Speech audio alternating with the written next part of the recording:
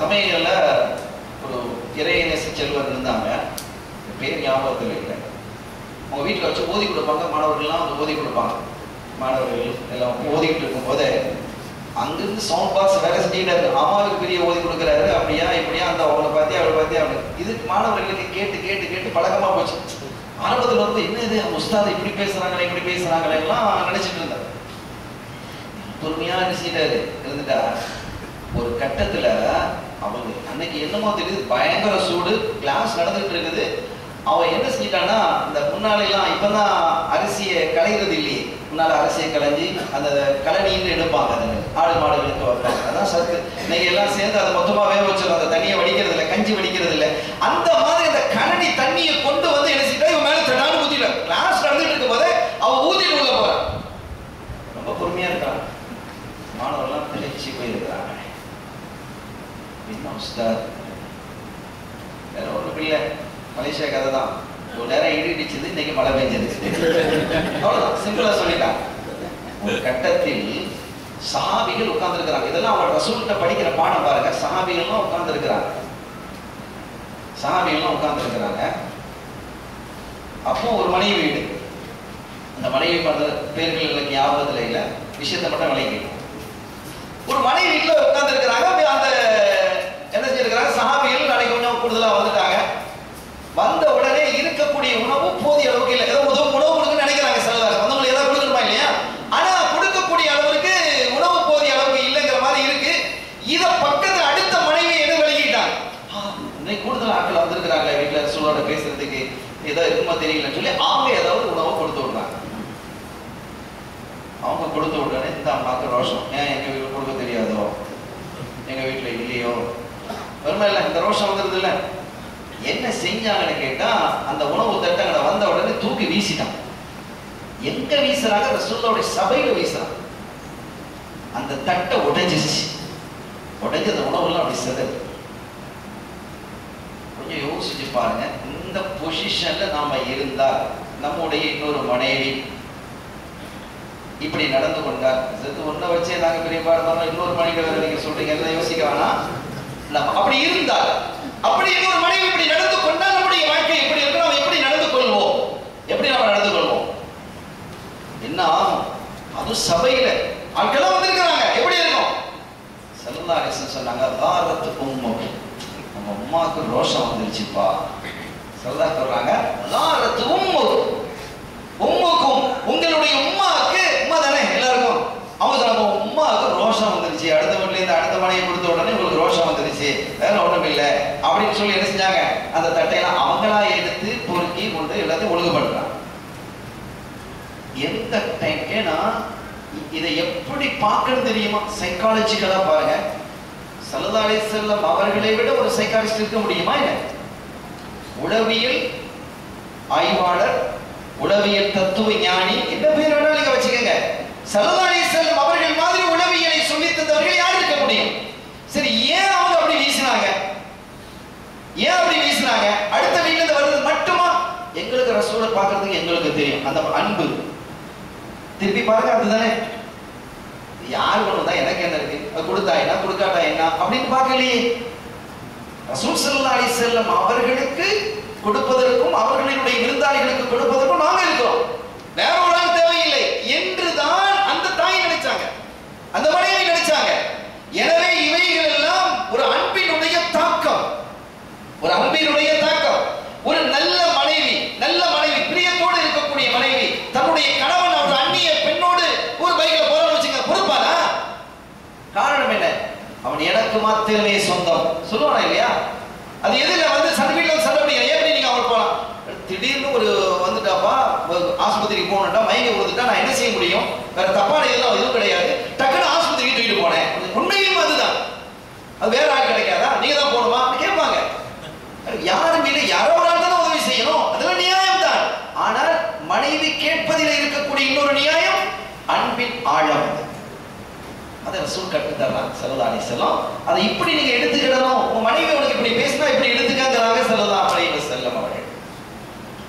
இன்னொன்னு ரொம்ப முக்கியமா சொன்னாங்க, இஸ்தௌசு பின்னிசாஇ கைரா ஃபஇன்னஹுன்ன குலிகன மின் தில்இன் ஆவஜ். தாய்மார்கள் சகோதரிகள் மேல ஒன்றும் கோபப்படக்கூடாது. ஹதீஸை நம்ம சொல்லும்போது புகாரியில் இருக்கக்கூடியது புகாரியிலே மட்டுமில்லை பல ஹதீதுகளிலும் விரிவாக இருக்கக்கூடியது யதார்த்தமான ஒரு செய்தியை நம் இதயவேந்தர் ஹத்தம் ரசூல் முஹம்மது ரசூலுல்லாஹி ஸல்லல்லாஹு அலைஹி வஸல்லம் அவங்க சொல்றாங்க, நீங்க பெண்களுக்கு அட்வைஸ் பண்ணுவதாக இருந்தால் கொஞ்சம் கொஞ்சமா பண்ணுங்க. அப்படி செய்ய இதை செய்ய அதை செய்ய அங்க செய்யாத அங்க போத இதை எடு அதை எடு அப்படி சமயம் இதெல்லாம் சரி வராது. ஒன்னொன்னா சொல்லணும், ஒன்னொன்னா சொல்லு, இப்படி செய்யி இது சரி வந்துட்டா அடுத்தது எல்லாத்தையும் போட்டு ஒரேடியா போட்டோம்னா அதை செய் இதை செய்யாத அங்க போ இங்க போகக்கூடாது இதை எப்படி இருக்கணும் சமையல் எப்படி இருக்கணும் வீடு எப்படி இருக்கணும் பிள்ளைகளை எப்படி வைக்கணும் குளிப்பாட்டணும் அது செய்யுது போட்டோம்னா எப்படி ஆகுங்கிறத ஸல்லல்லாஹு சொன்னாங்க. இஸ்தௌசு பினிசாயி கைரா, உங்களுடைய மனைவிமார்களுக்கு நீங்க எப்படி கைரை எடுத்து சொல்லணும் கொஞ்சம் கொஞ்சமா வசியத்து அப்படி சொல்லிட்டு ஏன் தெரியுமா இன்னல் மர்அத குலிகத் மின் தில்இன் அஅவஜ், வளைந்த எலும்பிலிருந்து தான் அந்த பெண் படைக்கப்பட்டிருக்கிறார். அதனால கொஞ்சம் அப்படி இப்படி தான் இருப்பாங்க. வளைந்த எலும்பிலிருந்து படைக்கப்பட்டவர். நீ அதை சரிப்படுத்துற அப்படின்னு நிமித்தினா அது உடைஞ்சு கசத்த அதனை ஃபைன் தஹப்த துகீமஹு கசத்தஹு, அதை நான் சரி பண்ண போறேன் அப்படின்னு இப்படி இப்படி எல்லாம் பண்ணானா அது உடைஞ்சு போயிடும். அதனால அது மென்மையா செய்யணும். நீ அதை சரி பண்ணாம சரி அவ உங்களை போகட்டும் அப்படி இருக்கக்கூடாது. அப்படி இருந்தா வயின் தரத்தகு வளமிய செல் ஆக அது வளைஞ்சே இருக்கும், அது நிமித்த முடியாது. எனவே மென்மையாக கையாள வேண்டும் என்கிறார்கள் ஹாத்தம் ரசூல் முஹம்மது ரசூலுல்லாஹி ஸல்லல்லாஹு அலைஹி வஸல்லம் அவர்கள். அருமையான பெருமக்களே, இந்த முன்னுரை தகவல்களில் இறுதியாக என்னொன்றை சொல்லி நான் செய்திக்கு நான் வருவேன். ஆண்கள்ல இந்த ஒட்டக ஓட்டின்னு தனியா இருப்பான். இந்த டிரைவர் நம்ம வைக்கிற மாதிரி ஒட்டக ஓட்டி அதுல ரொம்ப சில டிரைவர்ஸ் இருக்கிறாங்க, ரொம்ப அற்புதமாக கார்களை கையாளலாம். நான் இலங்கையில ஒருத்தரை பார்த்தேன், ஒரு சின்ன இதுலதான் அந்த கார் போகணும்னு சொன்னா இந்த பக்கம் ஒரு அடி 1.5 அடி இருக்கும், இந்த பக்கம் ஒரு 1.5 அடி அவ்வளவுதான் இருக்கும். அந்த காருக்கு போக மீறி இந்த பக்கம் 1 அடி 1.5 அடி இந்த பக்கம் 1.5 அடி இவ்வளவுதான் இருக்கும். அதுல என்ன செய்வாரு, காரை போகும்போது கொஞ்சம் கவனமா தான் போகணும். இதுல வேற ஒரு கம்பம் எலக்ட்ரிக் கம்பம் வேற இருக்கும். எனக்கு அந்த டிரைவரை தெரியும், ஒரு முஸ்லீம் அல்ல. அவர் என்ன செய்வாரு, அந்த வீட்டுக்கு நான் அடிக்கடி போவேன், அந்த டிரைவர் அவங்க அனுப்பி வைப்பாங்க. அவன் அந்த வீட்டுக்குள்ள அப்படியே போவார், போயிட்டு திருப்பி அப்படிதான் ரிவர்ஸ்ல தான் வரணும். உள்ள எப்படி போவார்னா சும்மா ஹைவேல போற மாதிரி சர்ன்னு போவார். இது ஆச்சரியம் இல்லை. திருப்பி ரிவர்ஸ்ல வருவாரு, அதே மாதிரி வருவார்.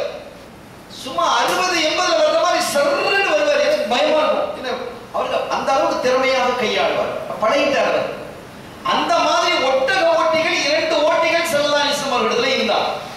2 ஒட்டக ஓட்டிகள் இருந்தாங்க. ஒன்னு பரா ரலியல்லாஹு தஆலா அன்ஹு, இன்னொன்னு அஞ்சஷா ரலியல்லாஹு தஆலா.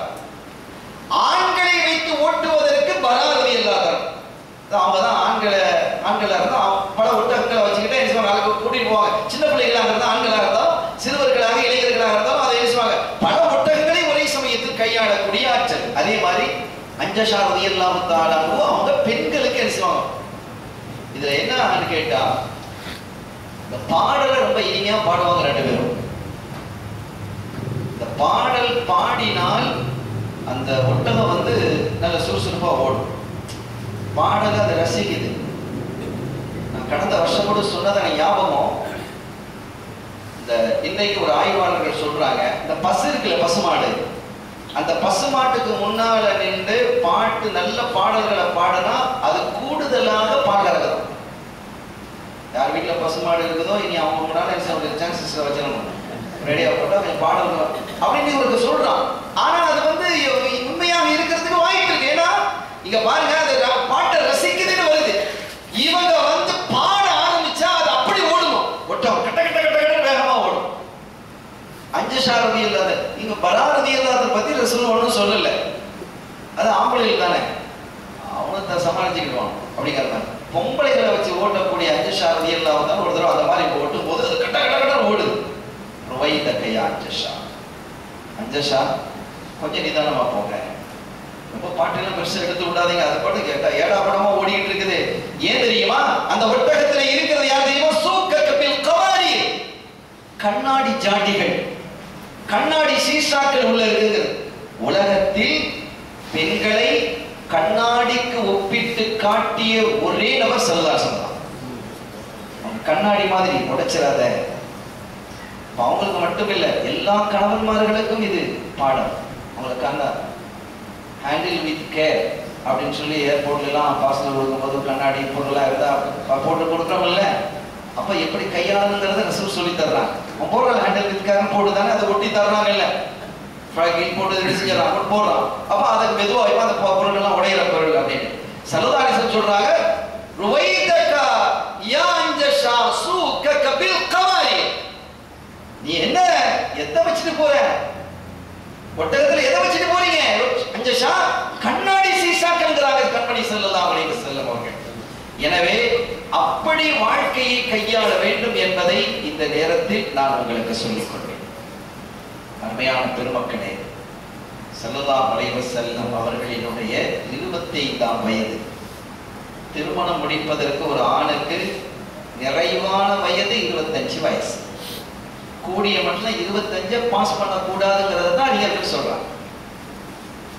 இல்ல நான் சம்பாதிக்கணும், நல்ல ஒரு ஜாப்ல இருக்கணும், நல்ல விஷயம் தான், ஒரு நல்ல ஜாப்ல அமைஞ்சுட்டா நான் என்ன செய்வேன், கல்யாணம் முடிப்பேன். பார்க்குறாரு 32 வயசு ஆச்சு, ஜாப் அமையல, என்ன செய்வாரு? கல்யாணம் முடிக்க மாட்டாரோ? ஜாபை தவிர அல்லாஹ் மீது தவக்கல் வைக்கணும். 25 வயது என்பது ஒரு அழகான வயது, அதை தாண்டக்கூடாது. 25 வயசுல கல்யாணத்தை முடிச்சிடணும் ஒரு ஆம்பளை பையனுக்கு. அதை தாண்டி போகிற வந்தால் அதன் பிறகு ஏற்படக்கூடிய அந்த பிள்ளையினுடைய தவறுகளுக்கெல்லாம் தவறினால் பெற்றோர் பொறுப்பாக ஆகுவாங்க அந்த இடத்துல. எனவே அந்த ஒரு எச்சரிக்கையை நான் முன்வைக்கிறேன். அந்த லிஸ்ட்ல அவ்வளவு தூரம் தாண்டி போக கூடாது. 25 வயசுக்கு முன்னாலே முடிக்கணும், மேக்ஸிமம் 25. எனவே 25 வயது என்பது ஒரு அழகான வயது, திருமணத்தினுடைய நிறை வயது. அந்த வயது ரசூல் ஸல்லல்லாஹு அலைஹி வஸல்லம் அவர்கள் எட்டிய போது அதுக்கு முன்னாலேயும் அவர்களை திருமணம் முடிப்பதற்கு பலர் ஆயத்தமா இருந்தாங்க. நல்ல நல்ல பெண்கள்லாம் இருக்கிறாங்க. ஸல்லல்லாஹு அலைஹி வஸல்லம் அவர்கள் அழகு, அறிவு, ஆற்றல், நல்ல குடும்பம், கோத்திரம், வழிமுறை, எல்லா வகையிலும் நம்ம ஒண்ணா இருக்கிறாங்க. எனவே அவர்களை மாப்பிள்ளையாக எடுத்துக் கொள்வதற்கு பல பேர் தயாராக இருக்கிறார். ஆனா ஸல்லல்லாஹு யாரை முடிக்கிறாங்க? தன்னை விட 15 வயது மூத்த ஒரு பெண்மணியை முடிக்கிறாங்க. இது நமக்கு ஒரு பாடம். இப்ப இந்த ஒரு அளவுகோல் கால்குலேஷன் ஒன்று வைக்கிறாங்க. என்ன அப்படின்னு கேட்டா, மாப்பிள்ளை 5.6 இருக்கிற இந்த உயரம். இப்ப இதுதான் பெரிய கணக்கு, இதெல்லாம் நிறைய பாருங்க. அதனால மனைவி, அவருக்கு மனைவியா வரக்கூடியது 5.4, 5.3 அந்த மாதிரி இருக்கும். அவரை விட உயரம் 5.7 இருந்தான்னு வச்சுக்க, இது செட் ஆகாது அப்படின்றான். உயரத்தை பார்த்து கல்யாணத்தை முடிக்கலாம். இது எதுல கொண்டு போய் விடணும் நமக்கு தெரியல. சரி, உயரம் பார்த்து கல்யாணம் முடிச்சவர்களுடைய கல்யாணம்னா நல்லா இருக்கா? நீ கல்யாணம் முடிக்கிறதாக இருந்தால் அதனுடைய அளவுகோல் என்னங்கிறது இஸ்லாம் சொல்லுகிறது. வயது கூட அளவு இல்லை என்கிறது. மனசு ஒத்து போகணும், அதுதான் மெயின். மனசு ஒத்து போயிட்டா பிரச்சனை இல்லை, சந்தோஷம் தானே. ஸல்லல்லாஹு அலைஹி வஸல்லம் அவர்களிடத்தில் ஒரு பெண்மணி வர்றாங்க, வந்து சொல்றாங்க, நாயகமே இவரும் என்ன கல்யாணம் பண்ணிக்க விரும்புறாங்க, அபூ ஜஹல் என்ன கல்யாணம் பண்ணிக்க முடிக்கிறாங்க, முஆவியாவை கல்யாணம் பண்ணிக்க விரும்புறாங்க, நான் யாரை கல்யாணம் பண்ணிக்கிறது அப்படிங்கிறாங்க. அந்த 2 பேரும் நல்ல குவாலிட்டியான ஆட்கள், அழகான ஆட்கள், வசதி வாய்ப்புகள் உள்ள ஆட்கள் எல்லாம். ஹவுலா அந்த பொண்ணு, அப்ப ஹவுலா நான் அபூ ஜஹல் முஆவியா அவனுக்கு சரிப்பட்டு வர மாட்டார். ஆள் நல்லா இருந்தா அவனுக்கு சரிப்பட்டு வர மாட்டார். அவன்கிட்ட காசு பெருசா இல்லை, கொஞ்சம் கஷ்டப்பட்ட கஷ்டவாடி, ஜபூர்ல செலவெடுக்கக்கூடிய வாய்ப்பு இல்லை. நீ கொஞ்சம் தாராளமாக செலவு செய்து வளர்ந்த ஒரு பெண்மணி. அந்த பிள்ளை அப்படி வளர்ந்துருக்கு, கொஞ்சம் தாராளமா இருக்கிறது.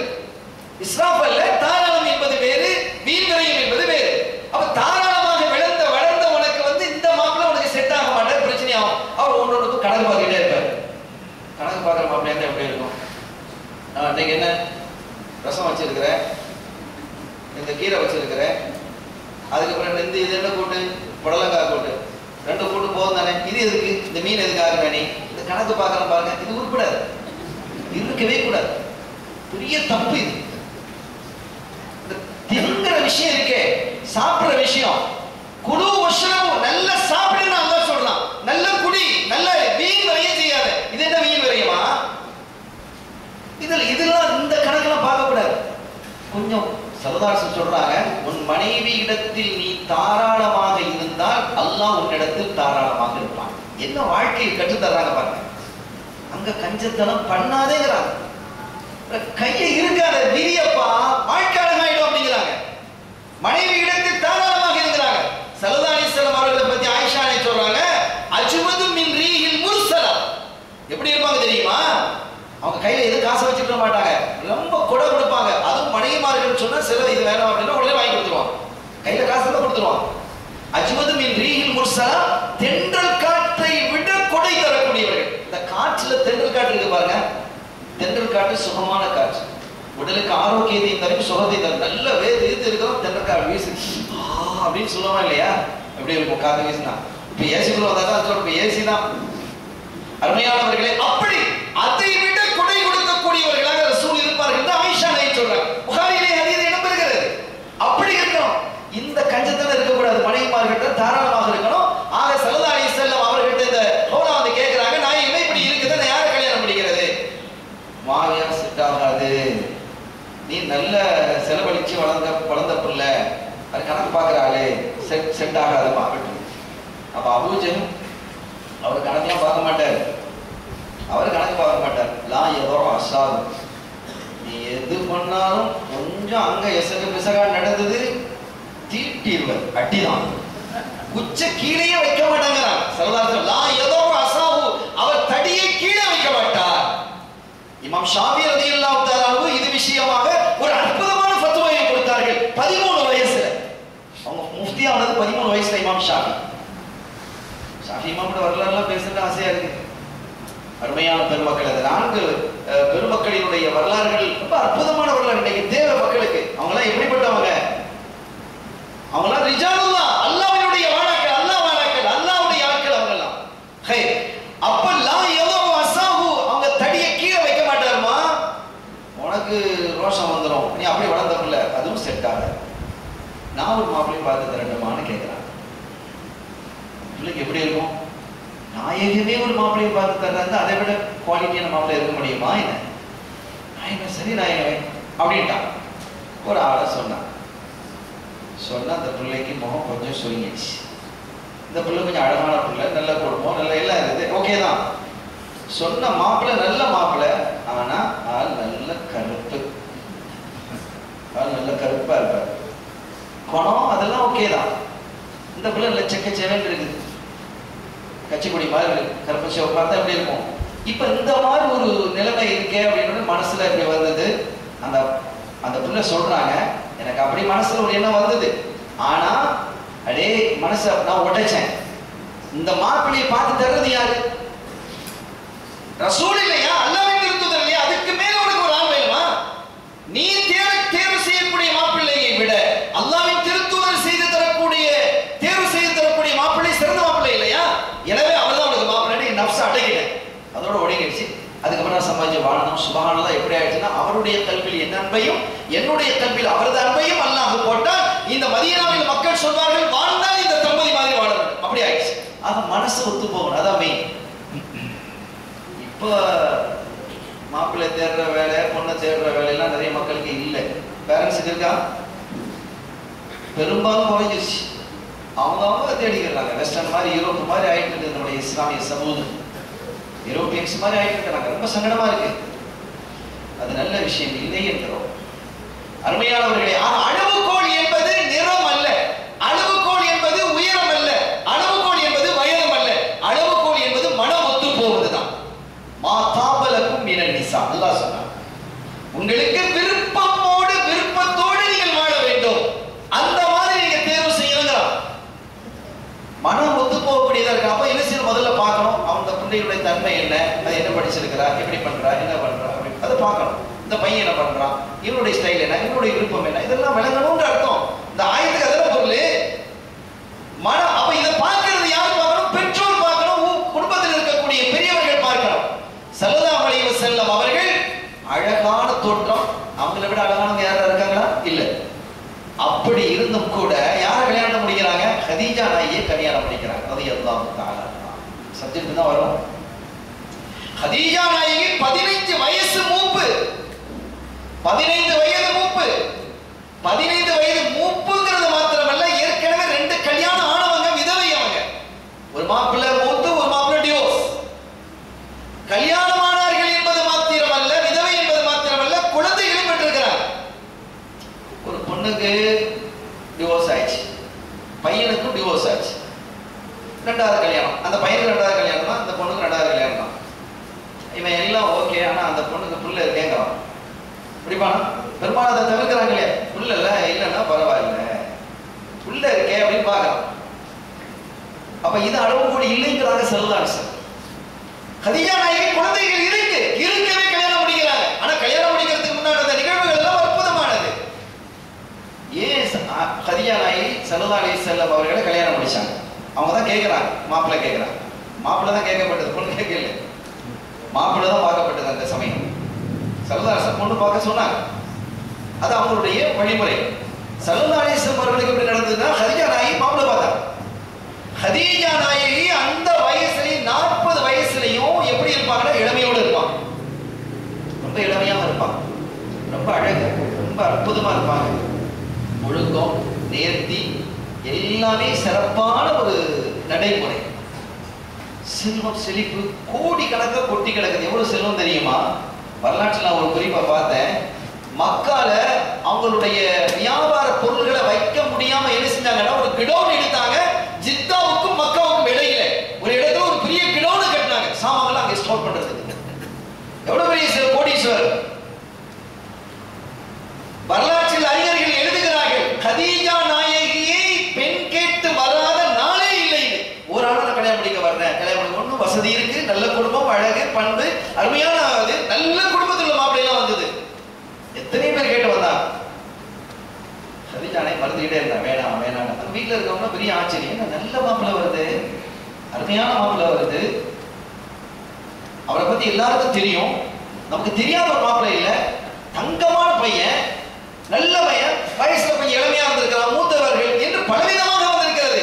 இப்ப இவர்களுடைய வயது அந்த இடத்துல 35 வயசுல வைங்க, 35 வயதாக இருக்கும் பொழுது 40 வயது மாப்பிள்ளை வருது, 30 வயது மாப்பிள்ளை வருது, தினமும் மாப்பிள்ளை வந்துகிட்டு தான் இருக்கு. ஆனா அப்படி ஒரு சிச்சுவேஷன் அவர்களுக்கு இருந்தது. நல்ல ஹை பவர்ல இருந்தாங்க, ஒழுக்க சீலம் உச்சத்துல இருந்தாங்க, அழகு சௌந்தரியம் இது எல்லாமே நிறைவாக இருந்தது. அப்ப அந்த பெண்ணை கேட்டு கேட்டு வந்த போது எல்லாத்தையும் மறுத்துட்டு தான் வீட்டுல எல்லாம் கேட்கறாங்க, எல்லாத்தையும் மறுத்தா எப்படி? இல்லை, நான் சரியான ஒரு மாப்பிள்ளையை தேடிட்டு இருக்கிறேன். வரக்கத் இப்னு நௌஃபல் அப்படின்னு ஒரு பெரியவன், புகாரியில் வந்து அவங்க மிகப்பெரிய அறிஞர், ரொம்ப பெரிய அறிஞர். அந்த காலகட்டத்திலேயே வஹதானியத்தில் இருந்தவங்க, இறைவனை மட்டுமே வணங்கியவர்கள், சிலை வணக்கம் செய்யாத ஒரு பெருமகனார். அப்படி ஒரு சாலிஹான நல்ல மனிதர். இதுவும் ஹதீஜா நாயகியுடைய குடும்பத்தை சார்ந்தவர்.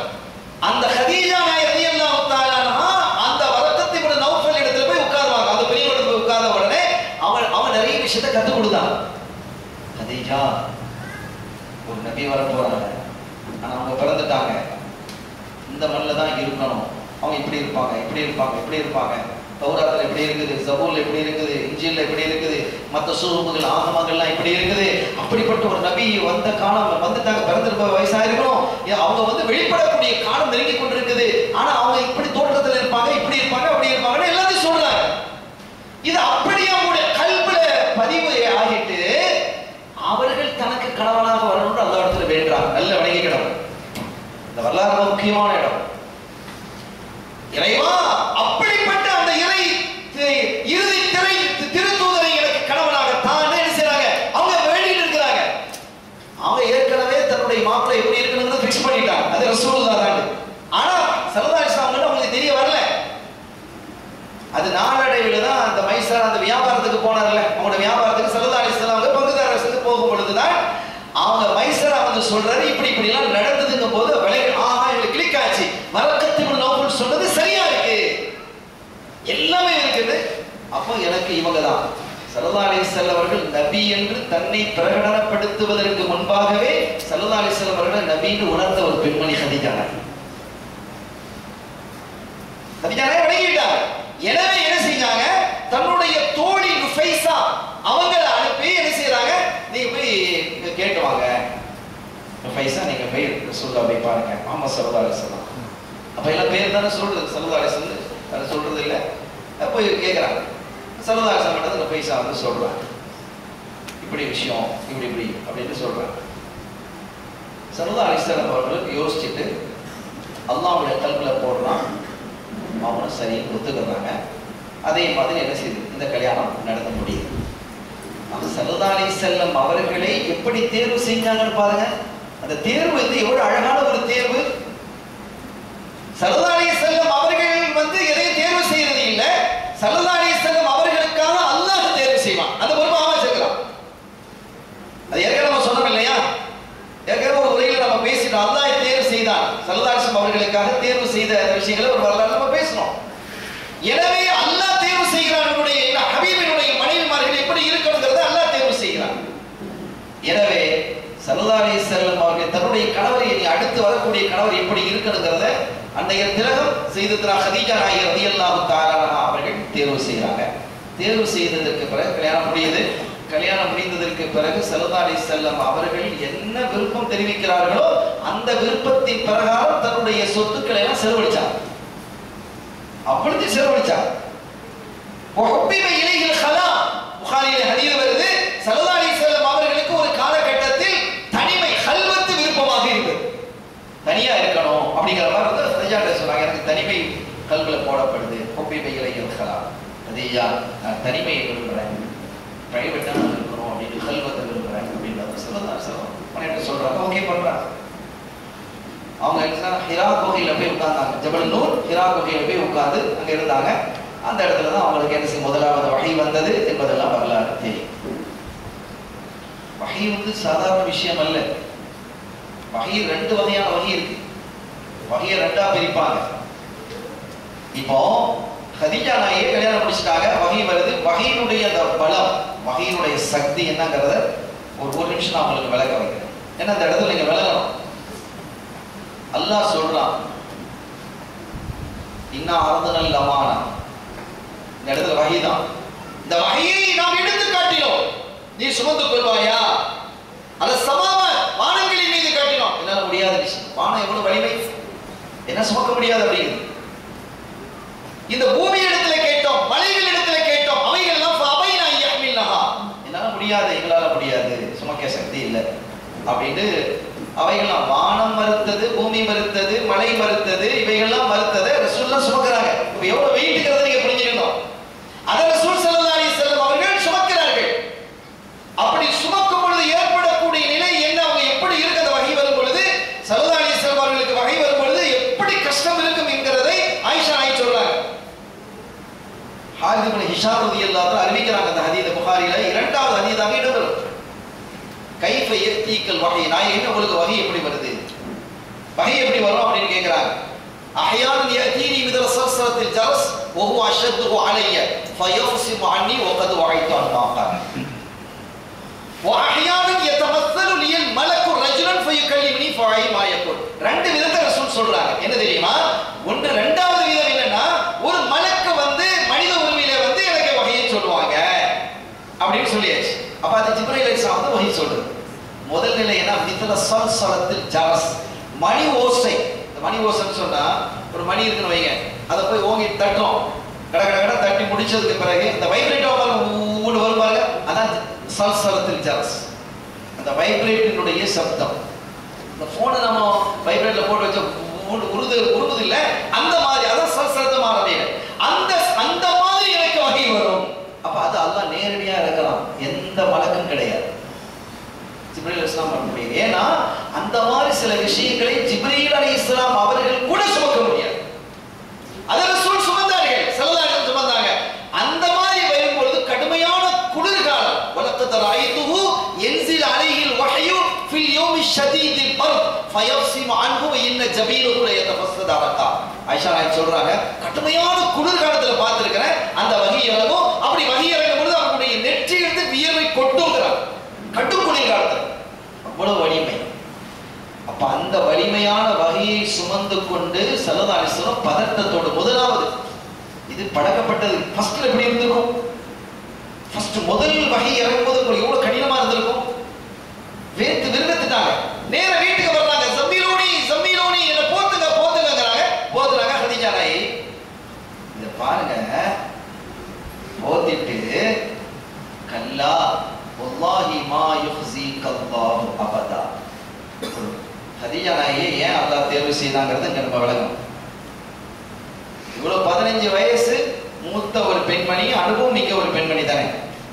குடும்பத்தை நடத்தி அனுபவிக்க பெண்மணி, கணவன்மார்களை பார்த்திருக்கிறாங்க, பிள்ளைகளை பார்த்திருக்கிறாங்க, உறவுகளை பார்த்திருக்கிறாங்க, கஷ்டங்களை அனுபவிச்சிருக்கிறாங்க. அப்படியெல்லாம் இல்லறத்தை அனுபவித்த ஒரு பெண்மணி. அவங்களுக்கு இந்த வகையோட திடுக்கத்தோட வரும்போது யார் வர்றா? ஸல்லல்லாஹு அலைஹி வஸல்லம் வர்றாங்க. அப்படி திடுக்கத்தோட வரும் பொழுது போத்திட்டு சொல்றாங்க, கல்லா வல்லாஹி மா யுஹ்ஸீகல்லாஹு. நம்ம மாப்பிள்ளை வர்றாரு வைங்களா, நம்ம வீட்டுல மாப்பிள்ளை வர்றாரு, வீட்டுல என்ன சொல்லுவாங்க, என்னாச்சு என்னாச்சு, இவங்க பதவி அவங்க பதவி இருக்கிறவங்க பதவி ஓன்னு கிடக்கும். ஆனா ஹதீஜா நாயகம் நிதானமா இருக்கிறாங்க. ஏன்னா அந்த பண்பாடு, தன் ஹபீபை நிதானப்படுத்தக்கூடிய ஒரு பெண்மணியை அல்லாஹ் தேர்வு செய்யலாம்.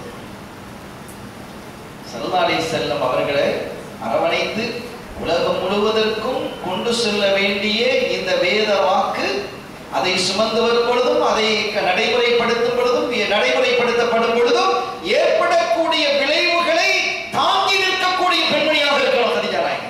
அல்லாஹ் அப்படி தேர்வு செய்யலாம். எவ்வளவு பெரிய ஞாபகம்.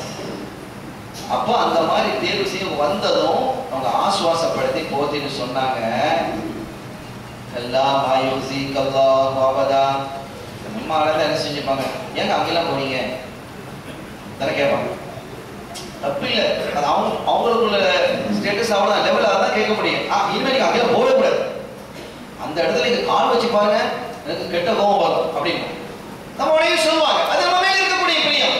ஆனால் தான் கல்யாணம் முடிச்சிருக்கிறது ஒரு திருத்தூதர் அப்படிங்கிறது அவங்களுக்கு ஏற்கனவே தெரிஞ்சுதான் கல்யாணம் முடிக்கிறாங்க. அப்படி நம்ம சொல்லி இருக்கிறோம். எனவே என்ன செஞ்சாங்க, கல்லா மா யுஹ்ஸீகல்லாஹு அபதா, ஒருபோதும் அல்லாஹ் உங்களை இழிவுபடுத்த மாட்டார். இன்னக லதஸிலுர் ரஹீம், நீங்கள் குடும்பத்தை இணைந்து நடக்கிறீர்கள். வதஹ்மிலுல் கல்ல, கஷ்டத்தை சுமக்கிறீர்கள். வதக்ஸிபுல் மஅதூம, இல்லாதவர்களுக்கு நீங்க சம்பாதிச்சு கொடுக்கிறீங்க. வதக்ரியுல் லைஃப, விருந்தாளிக்கு உணவு கொடுக்கிறீர்கள். வதுஈன அலா நவாயிபில் ஹக், யார் யாருக்கு என்ன உரிமைகள் சேர வேண்டுமோ அவைகளை எல்லாம் நீங்கள் பெற்றுத் தருகிறீர்கள். இந்த 5 உங்களிடத்தில் இருக்குது. இந்த 5 யாரிடத்தில் இருக்குதோ அல்லாஹ் அவர்களை கைவிட மாட்டான். யார் சொல்றாங்க? ஹதீஜா நாயகி சொல்றாங்க. அந்த ஒரு பதட்டமான, நான் சொல்லிட்டேன் வகை எவ்வளவு கடினமானது.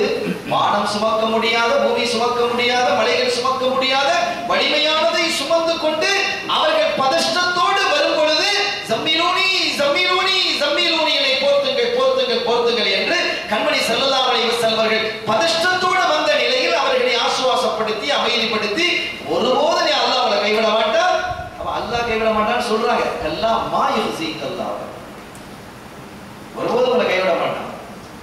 நீங்க எப்படிப்பட்ட ஆளு சொல்லி ஆசுவாசப்படுத்தி நிதானப்படுத்தி அடுத்து என்ன செய்யறாங்க, கொஞ்சம் அவங்க அமைதியானதுக்கு பிறகு வாங்க நாயகமே இப்ப என்ன நடந்ததுன்னு கேட்கிறாங்க. எல்லாம் முடிஞ்ச பிறகு வந்தவனே என்னாச்சு என்னாச்சு என்ன நடந்தது கேட்போமா இல்லையா, அதெல்லாம் அவங்க கேட்கல. ஆசுவாசப்படுத்தி ஸல்லல்லாஹு அலைஹி வஸல்லம் கொஞ்சம் நிதானமானதுக்கு பிறகு என்ன நடந்தது, இதுதான் அனுபவம், இதுதான் அனுபவம் அவங்க கேட்கிறாங்க. அவ நடந்த விஷயத்தை சொல்றாங்க. இப்ப இதுல ஒரு பெரிய பிரச்சனை தெரியுமா, அல்லாஹ் அருடைய இக்ரா பிஸ்மி ரப்பிக்கல் லதீ கலக் அதான் முதலாவது இறங்கிச்சு. இத ரசூல் ஸல்லல்லாஹு அலைஹி வஸல்லம் அவர்கள் இந்த சமூகத்தில் முதலாவது ஓதி காட்டியது தன் மனைவியிடத்தில், ஒரு பெண்ணிடத்தில் தான். முதல் ஸ்டூடெண்ட் ரசூல் ஸல்லல்லாஹு அலைஹி வஸல்லம். முதல் ஸ்டூடெண்ட் யாரு? ஒரு பொம்பளை, ஒரு பெண் சமுதாயம். ஒரு ஆணுக்கு கிடைக்காத வாக்கியம் பெண் சமூகத்திற்கு கிடைத்தது. நீங்க நெஞ்ச நிமிர்த்திக்கலாம். நீங்க உங்களுக்கு கிடைத்த வாக்கியம் நம் தாயிடத்தில் ஓதி காட்டுறாங்க, தன் மனைவி இடத்தில் ஓதி காட்டுறாங்க. குர்ஆனில் முதலாவதாக ஓதி காட்டப்பட்டது ஒரு பெண்ணிடத்தில் தான். எவ்வளவு பெரிய ஆச்சரியமான விஷயம். ஸல்லல்லாஹு அலைஹி வஸல்லம் எவ்வளவு முன்னேற, பொம்பளை மனைவி இதெல்லாம் வேணா நான் முக்கியமான அதை பார்த்து நான் சொல்லிக்கிறேன், அபூபக்கர் ரலியல்லாஹு வருவாங்க அவங்கள பார்த்து சொல்லிக்கிறேன் சொன்னாங்களா? இல்லையே. ஒரு பெண்ணிடத்துல மனைவி இடத்துல ஓதி காட்டுறாங்க. ஓதி காட்டிய பிறகு அவங்க வழங்கிட்டாங்க, நம்ம கரெக்டா தான், நம்மளுடைய தேர்வு சரி, நம்ம மாப்பிள்ளையினுடைய தேர்வு சரி, நீங்க வாங்க வழக்கத்துக்கு ஒரு நோக்குல ஹயாத்தா இருக்கிறாங்க வாங்க கூட்டிட்டு போறாங்க. ஆனா ரொம்ப வயசாகி அந்த கண்ணெல்லாம், இந்த தொங்குது. அவன் பார்க்கல, கண்ணை அவங்க ரொம்ப வயசாயிடுச்சு, அப்படி பார்க்கறாங்க, அந்த கண் இமைகளை இப்படி தூக்கிக்கிட்டு தான் பார்க்கணும், இப்படி தூக்கிட்டு பார்ப்பாங்க. வழக்கத்தை இப்ப நோஃபல் சொன்ன பொழுது நடந்தது என்ன? இவனா வந்திருக்கிறாங்க என்னுடைய கணவர், அவங்க இப்படிலாம் சொல்றாங்க, கேளுங்க என்ன நடந்ததுன்னு கேட்கிறாங்க. வழக்கத்துக்கு நல்ல அனுபவசாலி இல்லையா, எவ்வளவு பெரிய அனுபவசாலி, எவ்வளவு பெரிய ஆகமங்கள் சோபுகள் வரலாறுகள் எல்லாம் படித்து கரைத்து குடித்த ஒரு பெருமகனார். அவங்க சொன்ன உடனே கேட்ட உடனே சொன்னாங்க, நீங்கள் தான் அல்லாஹ்வின் திருத்தூதர். அங்கனே ஈமான் கொள்றாங்க, நீங்க அல்லாஹ்வுடைய திருத்தூதர் அப்படிங்கிற நினைக்கிறாங்க. சொல்லி உங்களுக்கு என்னென்ன நடக்கும், இந்த ஊரை விட்டு உங்களை விரட்டுவாங்க இந்த மக்கள். சல்லாஹ் ஆச்சரியமா கேட்கிறான், அவ முஹ்ரிஜியஹும், இந்த மக்களா என்ன அல்லமீன் சொல்றாங்க, இவங்களா என்ன விரட்டுவாங்க? ஆமா விரட்டுவாங்க. ஆனா அந்த நேரத்துல யாரைத்தனி ஜதான், நான் இளமையோடும் வலிமையோடும் சக்தியோடும் உயிரோடும் இருக்க வேண்டுமே, இருந்தால் நான் உங்களுக்கு உதவுவேன். ஆனா இருக்க மாட்டேங்கிறது அவங்க விளங்குறாங்க. விலாயத் இருந்துதான் அந்த கட்டத்திலே வழக்கத்தை விட நௌஃபல் அப்படி ஒரு குழு இருந்தாங்க. அவங்களுடைய ஸ்டூடெண்ட் ஒரு குழு இருந்தது. அவங்க யாருமே சிலை வழக்கம் பண்ணல. அதுல ஹதிஜா நாயகம் ரலியல்லாஹு தஆலா, எவ்வளவு பெரிய பாக்கியம் பாருங்க. அந்த காலத்துல சிலை வழக்கம் பண்ணாம இருக்கிறது பெரிய விஷயம். அதுல அல்லாஹ் எப்படி தேர்வு செய்திருக்கிறார். எனவே அருமையானவர்களே, இப்படித்தான் அந்த வாழ்க்கை துவங்குகிறது. ஹதிஜா நாயகம் ரலியல்லாஹு தஆலா அவர்களுக்கு ஈடு இணையாக என்னுடைய மனைவிமார்களில் யாரும் இல்லைங்கிறாங்க. சரதாஸ், நான் நிறைவுக்கு வரேன். எனக்கு ஒரு உத்தரவாதம் தரப்பட்டிருந்தது, வெள்ளி பின்னர் சனி கொஞ்சம் கூட்டிக்கிட்டா பரவாயில்ல, லீவ் டே தானே. அப்ப அதனால இன்ஷாஅல்லாஹ் நான் நிறைவுக்கு வந்துட்டேன். அருமையான பெருமக்களே, ஒரு கட்டத்துல ஆயிஷா நாயகி சரதார் செல்லம் பின்னால கல்யாணம் பண்ணிக்கிறாங்க.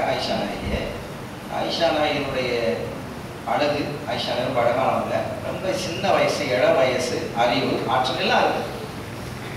அப்படி இருந்தும் கூட ஆயிஷா தெரியுமா என்ன நாயகனே, இந்த ஹதீஜா இருக்கிறாங்களே,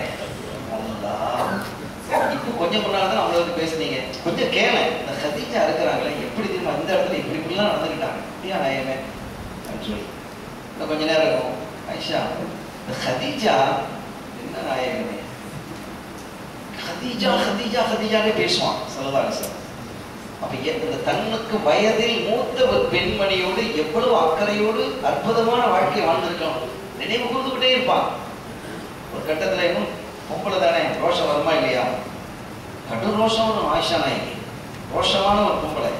நம்ம அம்மா அவங்க சொன்னாங்க, நாயகனே, இந்த உலகத்துல ரெண்டு கட்டத்துல பேசுறாங்க. ஒரு கட்டத்துல சொல்றாங்க, அந்த கிழவியை இன்னும் நினைச்சுக்கிட்டு இருக்கிறீங்களே, அந்த கிழவியை நினைச்சுக்கிட்டு இருக்கீங்க, அல்லாஹ் உங்களுக்கு அந்த பெண்ணை விட சிறந்த அழகான அறிவான இளமையான ஒரு பெண்ணை தந்திருக்கிறானே, தன்னதான் சொல்றாங்க. ஆனா நான் சொல்லாம சொல்றாங்க. சரதாரசன் சொல்றாங்க. இது ஒரு கட்டத்துல. இன்னொரு கட்டத்துல சொன்னாங்க, சூடாயிடுச்சு, காலங்கள் பேசிக்கிட்டே இருக்கும்போது ஆயிஷா நாயகி கோவம் வந்துச்சு. நான் கேட்கிறேன், யாரும் சொல்ல, நான் கேட்கிறேன், ஹதீஜாவை தவிர இந்த உலகத்துல பொம்பளையே இல்லையா? ஹதீஜாவை தவிர இந்த உலகத்துல பொம்பளையே கிடையாதா அப்படின்னு கேட்கிறான்.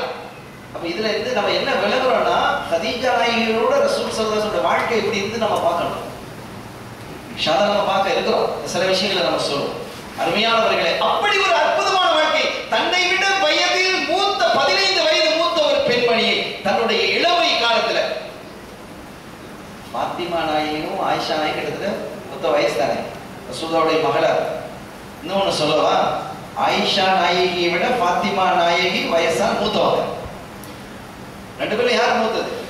ஃபாத்திமா நாயகி ரலியல்லாஹு தஆலா வயசுல பொண்ணவங்க. ஆயிஷா நாயகியை விட ஒரு கட்டத்துல ரெண்டு பேரும் பேசிட்டு இருக்கிறாங்க. ரெண்டு பேரும் பேசிட்டு இருக்கும்போது கொஞ்சம் சங்கடமாயிடுச்சு. இவங்க கொஞ்சம் அழுக வந்துச்சு, ஃபாத்திமா நாயகி அழுக வந்துச்சு. நேரா அத்தாட்ட வராங்க, ரசூலுல்லாஹ்ட்ட வராங்க. நாயமே ஆயிஷா எப்படி சொல்லிட்டாங்க, என்ன சொன்னாங்க, எப்படி ஈஸியா எடுத்துக்கிறாங்க பாருங்க. என்ன சொன்னாமா அப்படின்னு, இல்ல உங்க அத்தாவை கல்யாணம் முடிச்சது எல்லாமே ஏற்கனவே கல்யாணம் முடிச்ச ஆட்கள் தான், விதவையான ஆட்கள். நான் ஒரு ஆள் தான் கண்டிப்பேன். உங்க அத்தா கல்யாணம் முடிச்ச எல்லாருமே ஹதீஜா, உங்க அம்மா முதல் கொண்டு எல்லாருமே விதவையான பெண்கள் தானே. ஸல்லல்லாஹு அலைஹி வஸல்லம் அவர்கள் கல்யாணம் முடித்த ஒரே கன்னிப்பெண் ஆயிஷா நாயகி ரலியல்லாஹு தஆலா. நான் மட்டும்தான் கன்னிப்பெண், மத்த எல்லா விதவையான கல்யாணம் முடிச்ச ஆட்கள் தான் அப்படின்னு சொல்லிட்டாங்கன்னு எனக்கு வருத்தமா இருக்கு, இப்படி பேசிட்டாங்க, அம்மாவை பத்தி இப்படி சொல்லிட்டாங்க. சரதாசி சிரிச்சுட்டு சொன்னாங்க, இதுக்கு பதில் சொல்ல தெரியாத அவனுக்கு எப்படி பதில் சொல்ல, போய் சொல்லு. எங்க அம்மா கல்யாணம் முடித்த கன்னியான் சரதாசி எங்க அத்தா. நீங்க முடிச்சது ஏற்கனவே கல்யாணம் முடிஞ்ச ஆளை நீங்க முடிச்சுக்கிறீங்க அப்படின்னு நீ சொல்ல மாட்டியாமா அப்படின்னு சொல்லி கொடுக்குறாங்க. இந்த ஆன்சர் வரல. பாத்திமா நாயகி சொன்னாங்க, என் அத்தா கல்யாணம் முடிக்கும் போது கன்னியா இருந்தாங்க. யாரும் எங்க அம்மா கல்யாணம் முடிக்கும் போது ஸல்லல்லாஹு அலைஹி வஸல்லம். அந்த சிறப்பு என் தாய்க்கு மட்டும்தான் இருக்கிறது, யாருக்கும் வெளியே சொல்ல மாட்டியா அப்படின்னு விடுவாங்களா? நிரப்பிட்டாங்க. எப்படி வாழ்க்கையை எப்படி ஈஸியா அழகா ஜோக்கா கனிவா எடுத்துக்கொள்ளணும் அப்படிங்கிறத ஸல்லல்லாஹு கட்டுத்தாரான். அருமையான பெருமக்களே, அப்படி ஒரு அழகான வாழ்க்கையை ஹதீஜா நாயகியோட வாழ்ந்தாங்க. அந்த வாழ்க்கை இருக்கிறதை சுப்ஹானல்லாஹ் கடைசியில் சொன்னாங்க, அருமையான நாயகமே உங்களுக்கு இளமையான அழகான அப்படிப்பட்ட பெண்ணெல்லாம் தந்திருக்கிறான். அப்படிங்கும் போது மா ரஸக்கனி அல்லாஹு கைரம் மின்ஹா. ஸல்லல்லாஹு சொன்னாங்க, இவ்வளவு அருமையான ஒரு பெண்ணை அல்லாஹ் எனக்கு வழங்கவில்லைங்கிறான். ஹதீஜா நாயகியை விட சிறந்த பெண்ணை அல்லாஹ் எனக்கு வழங்கவில்லை. அந்த தாயை கனவிலே காணும் பாக்கியத்தை எல்லாம் நமக்கு தருவாங்க. உண்மையான பெருமக்களே, நம் ஹாத்தமுர் ரசூல் ஸல்லல்லாஹு அலைஹி வஸல்லம் அவர்களையும் கனவிலே காணக்கூடிய நசீபை நமக்கும் நம்மை சார்ந்தவர்களுக்கு பாக்கியமாக்கி வைப்பானாக. இந்த வாழ்வியலில் நிறைய தகவல் நம்ம சொல்லியிருக்கிறோம், நம்ம எப்படி பட்டு நடந்துக்கணும் அப்படிங்கிறத. இது நம்ம கேட்டு போறது மாத்திரமல்ல, முடிந்த மட்டிலும் நம் வாழ்வில் கொள்வோம். அல்லாஹ் அதற்கு தௌஃபீக் செய்வானாக. எல்லாம் அல்லாஹ்வின் அருளையும் ஸல்லல்லாஹு அலைஹி வஸல்லம் அவர்கள் ஷஃபாஅத்தையும் துருவமாக வாஹிரு தஅவானா அல்ஹம்துலில்லாஹி ரப்பில் ஆலமீன். வஸ்ஸலாமு அலைக்கும் வரஹ்மத்துல்லாஹி வபரகாத்துஹு. இன்ஷா அல்லாஹ் நாளை இந்த தலைப்பிலேயே நம்முடைய உரையை தொடரும்.